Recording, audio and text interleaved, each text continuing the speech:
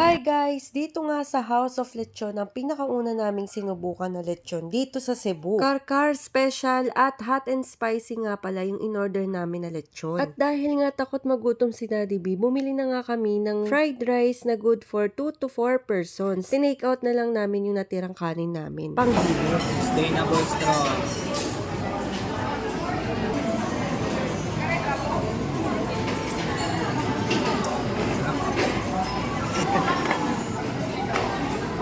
Kanin.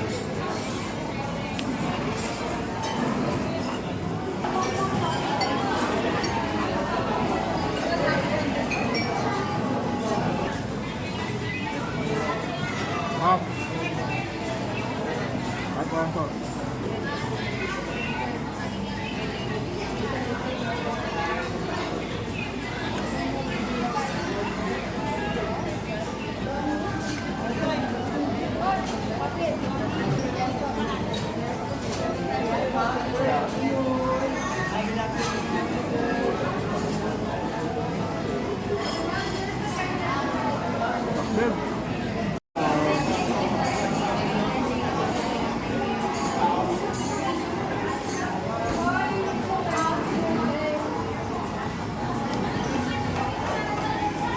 Alam mo yung sauce.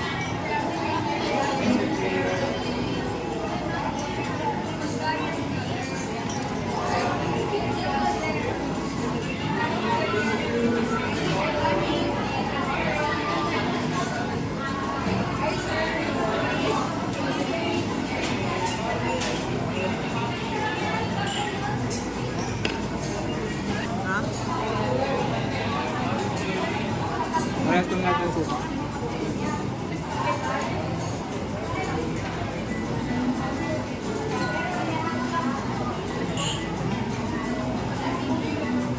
Anong mas masarap? Gusto ko ito kasi may anghang. Dahil maanghang. Pero hindi ganun kaanghang. Saktong anghang. Kaya mo yung anghang. Tapos sabayan mo ito.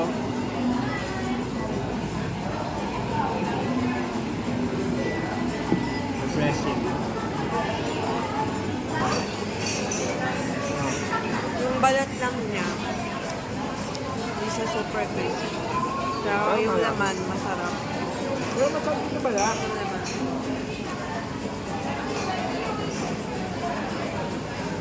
Pero masarap yung pala.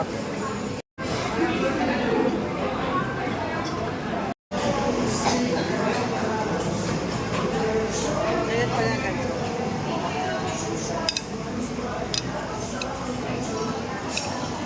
Wow, hirap.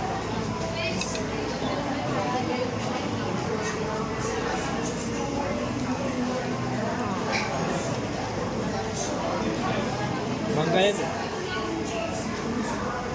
Para siyang parang siya,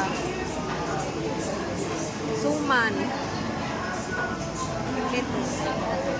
Kaya nilagyan. Sarap, sarap. Sarap. Ayun yung halo-halo. Picturean mo ako dyan sa halo-halo.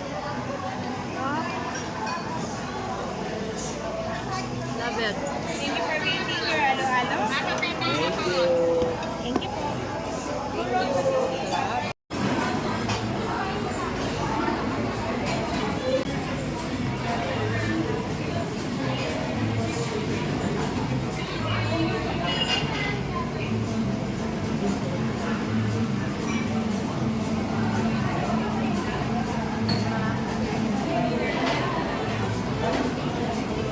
Try mo tikman yung may parang balat.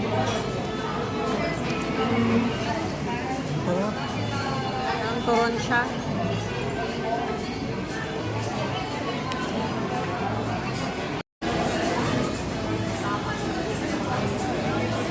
Sarap kasi manamis-namis tapos may asin. No? Kaya hindi ko makukumay no? Eh, tsaka may cream.